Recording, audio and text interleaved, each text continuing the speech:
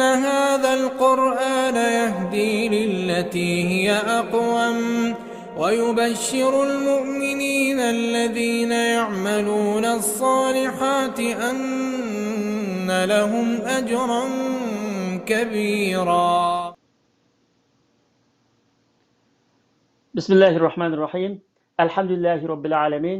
والصلاة والسلام على أشرف المرسلين سيدنا Muhammed ve ala alihi ve ashabihi ecmaîn. Hürmetli көрермен qarindoshlar, bugungi darsimizda zulm haqida to'xtalamiz. Alloh taolo Qur'on Karimda mundaq degan: "Innallazina kafaru va zalamu lam yakunillahu liyaghfira lahum va la liyahdiyahum tariqa."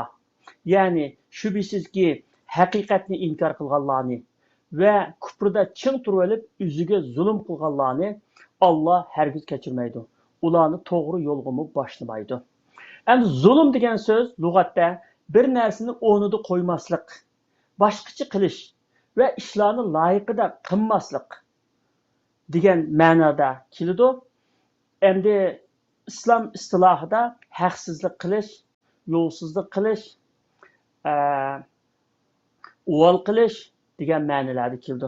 Ammo zulmni boshliqlarning qo'l ostidagilarga zulm qilishi, mustamlikachilarning mustamlikadagi xalqlarga zulm qilishi, boylarning kambag'allarga zulm qilishi, kuchliklarning ojizlarga zulm qilishi deganlarni qisqartib qo'yish zulmninki to'liq ma'nosini bermaganlik bo'ldi. Yuqorqi mush ishlarning hammasi zulm. Ammo zulm buningdan ko'p narsalarni o'z ichiga oldi. Zulm umuman 3 ga bo'linadi. Biri Allohning haqqiga haqsizlik qilish, yani Allohga haqsizlik qilish. Allohga haqsizlik qilish yani. İkincisi Allohning mahluqotiga uval qilish. Üçüncüsü o'ziga zulm qilish. Endi Allohga haqsizlik qilish degan qandoq bo'ldi desa, buning turi natice. Yani Allohga loyiqida ibodat qilmaslik, loyiqida e'tiqod qilmaslik, loyiqida shukr qilmaslik, buyurganlarni qilmaslik. Demak, Alloh taologa loyiq bo'lgan shaklda e'tiqod qilmaslik, loyiq bo'lgan shaklda qulchilik qilmaslikning hammasi Allohning haqqiga tajovuz qilgan ve Allohga qarata haqsizlik qilganlik bo'ldi. Endi buni eng cho'ngi Alloh taoloni inkor qilish, Alloh taoloning birligini yoki uningki mavjudligini yoki ism sifatlarini yoki qudratini inkor qilish. Bu zulmning eng cho'ng turi. Bu haqida Alloh taolo Qur'on Karimda "Vel kafiruna humuz zalimun" degan. Kafirlar zalimlardır. Yani kafirlar nima uchun? Allohni inkor qilganlik uchun, Allohni tanımaganlik uchun, Allohning birligini inkor qilganlik uchun.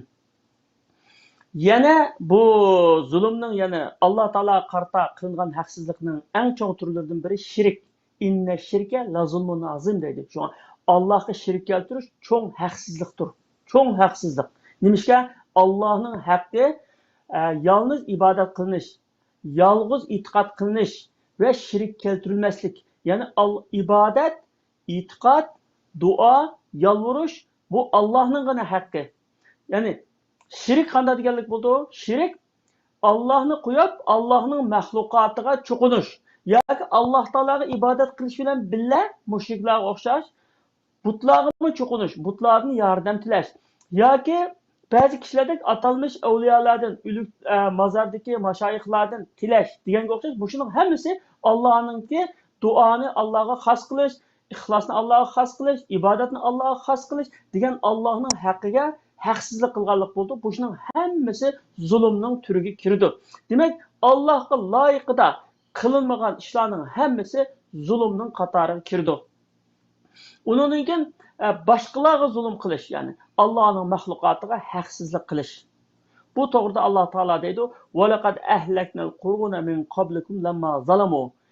Sizlerden burunki ümmetlerini zulüm kılganlık için biz halak kıldık. Zulüm kılganlık için halak kıldık. Üçüncü türü üzügü zulüm kılış. İnsan üzügü kandan zulüm kıldı. Üzügü zulüm kılışın ma'nosi şeytanның aqısına kirish, Alloh taolaning emir fermanlarini o'rindamaslik, Alloh taolaning to'sqanlarini qilish, ya'ni ma'siyat, gunoh ma'siyat sodir qilish deganligi. Va ma zalamnahum valakin kanu hum anfusahum yazlimun degan oyat buni ifodalaydi. Biz ularga zulm qilmadik, ammo ular gunoh ma'siyat sodir qilish orqali o'ziga o'zi zulm qildi, o'ziga o'zi uval qildi deydi. Endi Qur'on Karimda Alloh taolo bu zulmni nihoyat so'kkan va zulmning jazosi qattiq bo'lganligini deganda va may yazlim minkum nuzuqhu azaban kabira. Sizlardan kimki zulm qildi ekan, shunda haqsizlik qildi ekan, har turli haqsizliklarni qildi ekan, uningga biz cho'ng azobni tetitimiz. Ya'ni cho'ng azobni tetitimiz degan. Payg'ambar alayhisalom Imom Buxoriy rivoyat qilgan bir hadisda ikki xil gunohning jazosini Alloh taolo mushu dunyoda beradi degan. Ikki xil gunoh jazosini Alloh taolo oxiratdan beradi, ammo mushu dunyoda tezroq beradi degan. Biri ota-onasini qaqshitish, ikkinchisi kishilarga zulm qilish. Endi reallik vatandaşlar adamlarniki yaxshi bulanmaydiganligi, ularning bolalarniki qaqshitadiganligi, rivoj topolmaydiganligi, boshqalarga zulm qilib, boshqalarning pulini yeyolgan yoki obro'yini to'kkan yoki har turli haqsizlikni qilganlarniki oxiri mushu dunyoda nihoyat xarinib qolganligi, shuning jazosini chekkanligi to'g'riliq nurg'un realliklar ko'rayotganliklarimiz, masalan nurg'un qissalar bor mushu to'g'risida. Yana Peygamber sallallahu aleyhi ve sellem zulüm kılışını sakınanlar. Çünkü zulüm kıyamet günü zulümatlarga örüldü deydi. Zulümatlar degan hem de kıyamet günündeki zulümler, kıyamet günündeki zulümler degan nima desa, ulamolar deydi. Biri qarong'ulik, yo'lni to'sib oladigan qarong'ulik, zulmat, qarong'ulik. Ya'ni kıyamet günde mu'minlar nurga muhtoj-ku, nurga muhtoj, yo'riqlikka muhtoj. Yo'riqlik oldiga yo'riqlik yenib bergandiki yo'lda mağalaydi. Yo'riqlik bo'lmagandan tamtirab qoldi. Sirat-ı müstakimdan o'tgan chaqdimi shundoq. Yana biri nurg'un qiyinchiliklarga, zo'rliqlarga uchraydi deydi zulmat deganni. Demak, bu shu dunyoda zulm qilgan bilan oxiratda ashlar nurg'un qorong'uliklarga va nurg'un qiyinchiliklarga, zo'rliqlarga uchraydi deydi. Endi zulmning ijtimoiy hayotdagi turlari intayin ko'p. Endi buningki digil tursak, masalan, oiladan boshlasak, erlerning ayollarga zulm qilishi.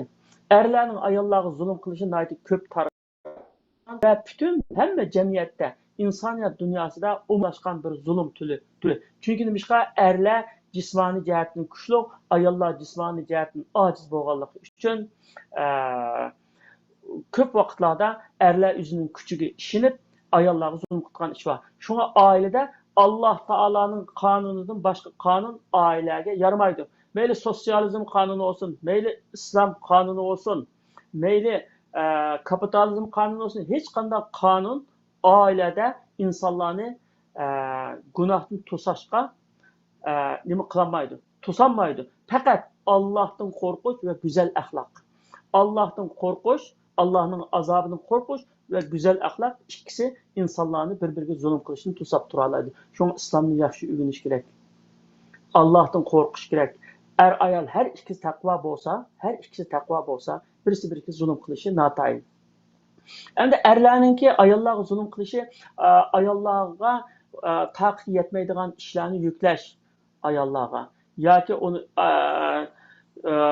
urup tıllaş, yoki ayolninki aile tavabatlığa hakaret kılış, deganga o'xshash haqsizlik qilish endi.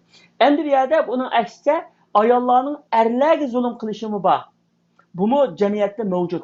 Bu qanday bo'ldi o desa, erlarni o'zining kuchi yetmaydigan ishlarga zo'rlash va erlardan iqtisodiy yetmaydigan talablarni qo'yib, jiq binasa elish, oldirish, masalan, kiyim-kechak olsun, uyning siramjonlari olsun, erniki iqtisodiy sharoitiga qaramay, erni mushundaq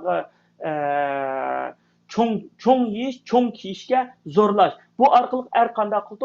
Bazı adamlar Allah'tan korkmasa haram işlerine düşüp kaldı. Kişilerin hakkını yedinmişken uğurluk olsun, yolsuzluk olsun, para eliş olsun, aşında işlerini kıp saldırmışken ailede onu ayalı zorluğandaki ayağını razı kılış için yaman işlerini kıp saldı. Allah'tan korkmaganları olsa. Demek bu iş, muşu zulüm her ikisiga kim puşayman keltirdi. Yani zulüm erning ayolga zulm qilishi, ayolning erga zulm qilishi her ikisi jamiyatda mavjud.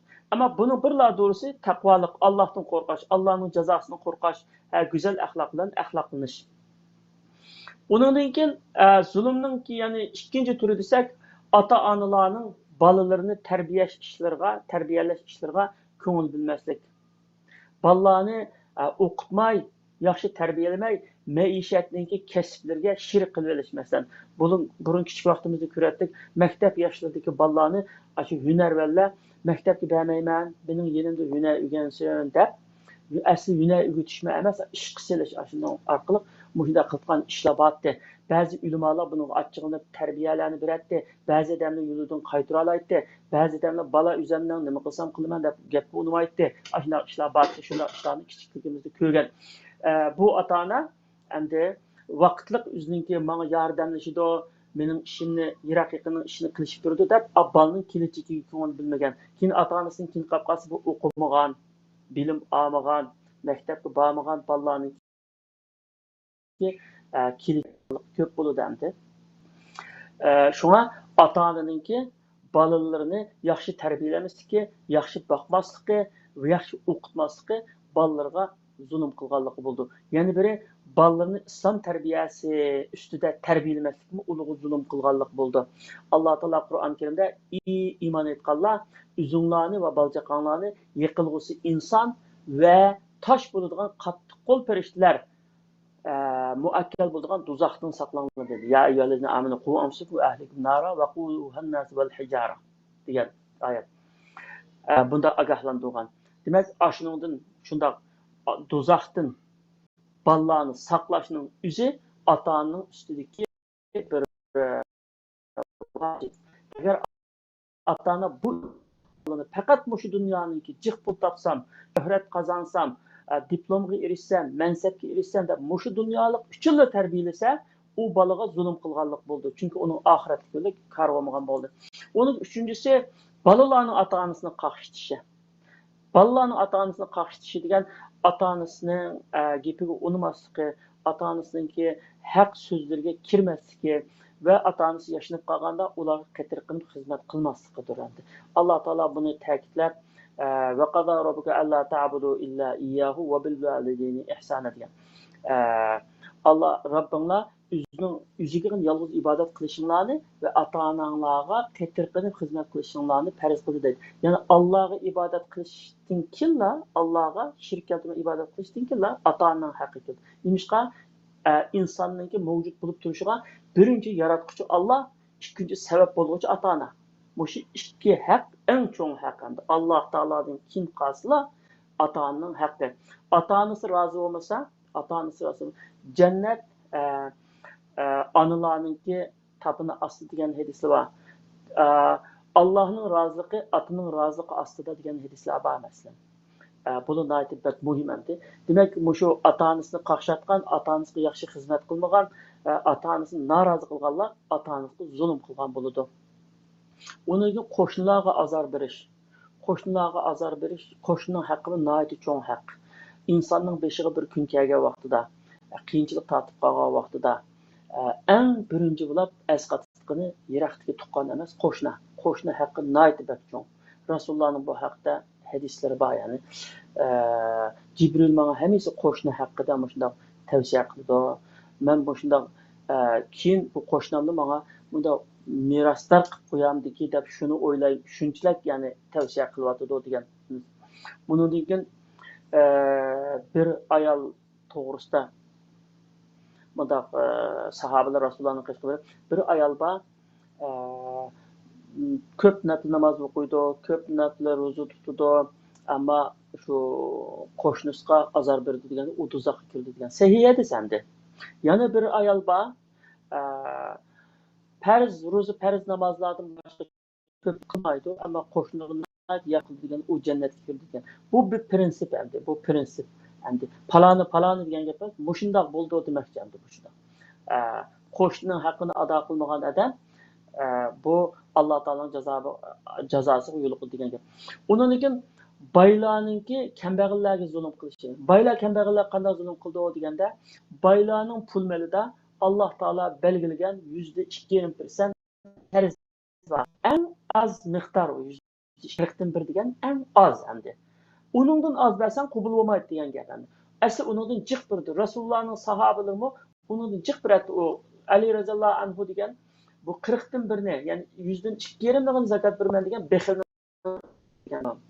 Shunchalik haq endi. Shu haqni joyida bermagan boylar kambag'allarga zulm qilgan bo'ldi. Chunki kambag'alning haqqi aniki bildiki, kambag'alning haqqi Alloh haqqi. Shuni bermaydi, u zulm qilgan bo'ldi. Bu aniq endi.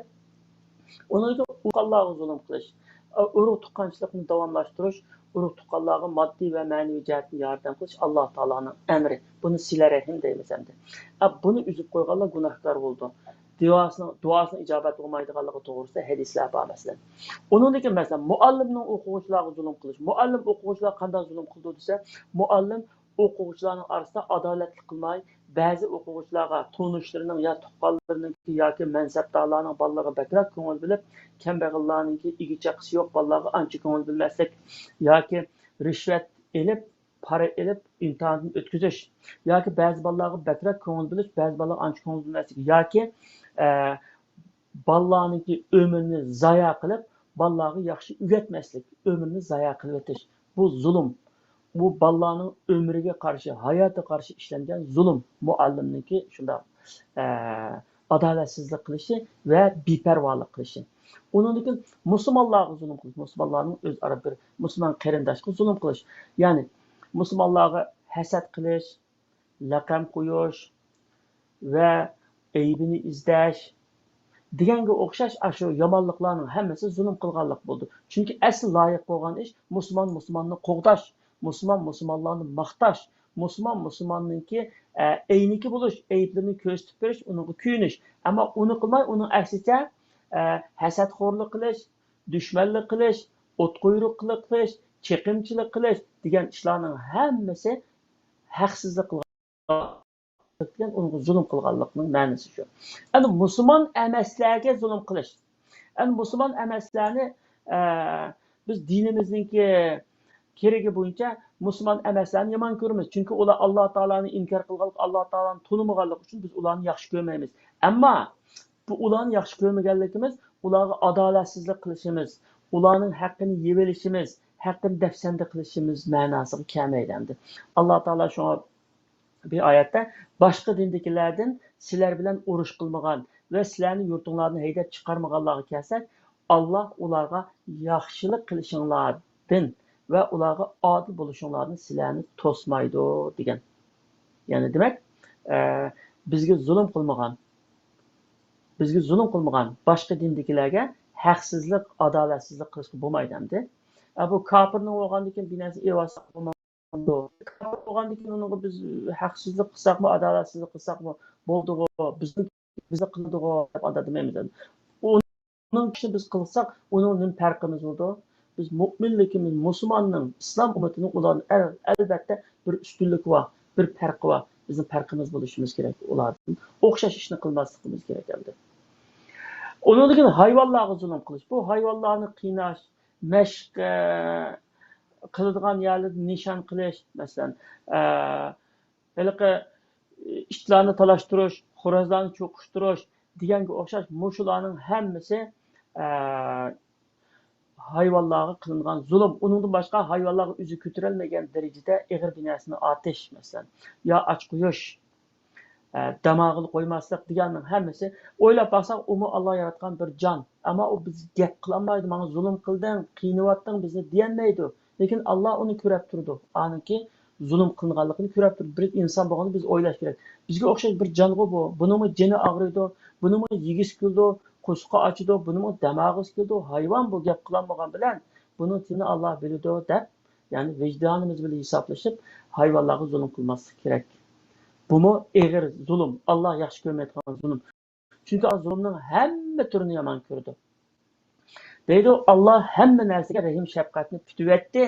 Mol bo'g'izlaganda yaxshi bo'g'izlanglar, pichoqni ittiq qilinglar va molning jinini qiynamasdan chiqaringlar deb payg'ambar alayhisalom shunday tavsiya qilgan. Hatto o'ltirishga ruxsat qilgan molni jinni qiynamay ittiq pichoqda o'ltirgan. Pichoq molning ko'ziga ko'rsatib, uni o'limda qiynamagin deydi. Demak, bu yuqori bir zavq, yuqori bir madaniyat, yuqori bir axloqning ifodasidan endi. O'ltiradigan molni aslında bizning joyida qiynamay o'ltirgan deydi endi. Undan keyin yolg'on so'zlash, so'zida turmaslik. Shaksizki endi yolg'on so'zlash eng cho'ng haqsizlik va qabih zulm bu.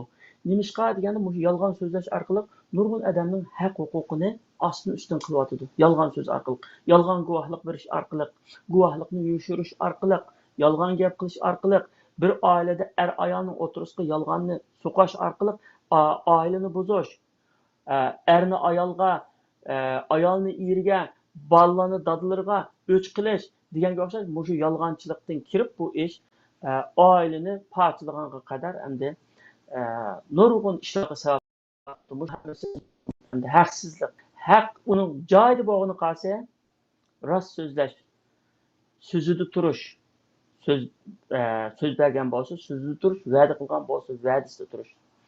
Uningga shunga o'xshash va'dalashib qo'ygan joyga kelmaslik degan bu haqiqatan cho'ng bir haqsizlik. Masalan, qarshi tarafga soat manchida uchrashimiz deb qolib, bu shu vaqtda kelmasa, u odam nurg'un ishini tashlab, vaqtini qurbon qilib, ishlarini qurbon qilib, u yerda saqlaydi. Bu kelmaydi. Buni insonlar nahayat kichik ishlar buni ya'ni ko'zga ilmaydi. Ammo bu yerda insonning umriga, vaqtiga Alloh taolo ato qilgan qimmatli umrga qilingan bir qilmish, jinoyat bu. İnsanlarning pul molini ilib olsa, buni o'g'ri deydi, hammadan yomon ko'rdi. Bir odamning umrini, vaqtini, soatini shunda zoya qilib olsa, hech kim uni o'g'ri demaydi. Amaliyotda eng cho'ng o'g'ri shu. Umrini, soatini, vaqtini o'g'ilgan o'g'ri eng cho'ng o'g'ri endi. Jamiyatda buni aytdi, bak oddiy ko'z qarab keladi. Undan keyin paraxo'rlik qilish. Masalan, para berish yo para elish. Her ikki inson buni qilgan bir qobiliyat, salohiyat bir kishilar urilishtirgan xizmatga, yuqori universitetga, yaxshi uning ahli bo'lgan bir odam kirgan bir ishga, bir kasbga para elish orqali layoqatsiz bir odamni kirgizib qo'yish yoki para berish orqali o'zining layoqatsiz bir adamini yo o'zini shunga kirgizish, biri ishning layoqatsizlik bir ishga layoqatsiz birini kirgizish orqali bir xato, ikkinchisi layoqatli odamning kirishini to'sish, uning haqqiga tajovuz qilish orqali bu bir jinoyat.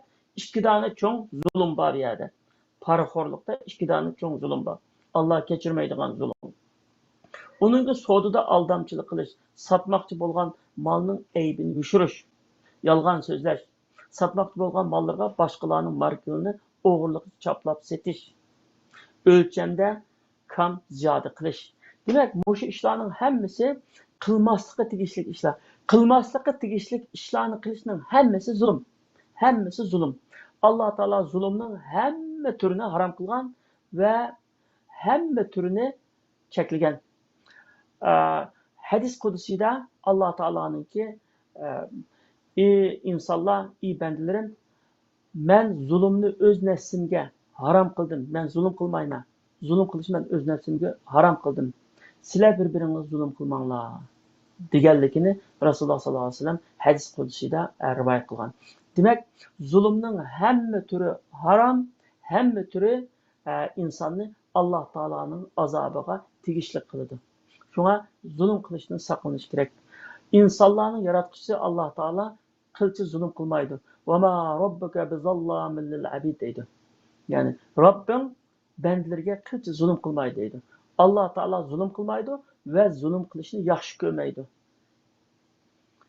Zulm qilishni yaxshi ko'rmaydi, zulm qilguvchilarni ham yoqtirmaydi.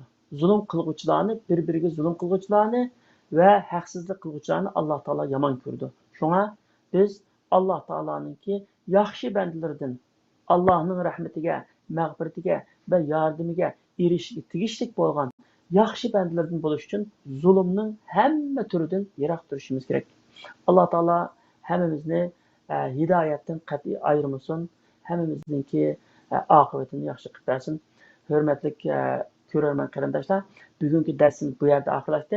Darsimizningki keldigan hatto shu soatda yana bir keyingi sonida uchrashish uchun hammalarini Allohga topshirdim.